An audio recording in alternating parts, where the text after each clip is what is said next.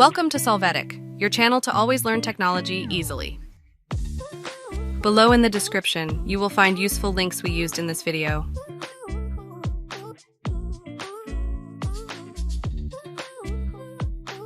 Today on Solvetic, we will see how to run Excel as administrator in Windows. We will enter Excel in the search box. Here you can right-click on the name and choose Run as Administrator.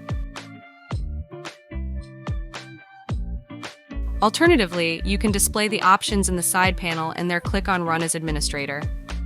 When you click there, you must click on Yes to authorize access and open Excel as Administrator.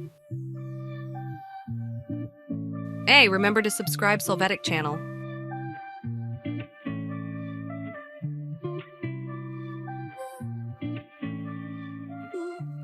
We hope it has been helpful for you. Here are links to watch more videos of your interest and subscribe to the Solvetic channel. Thank you.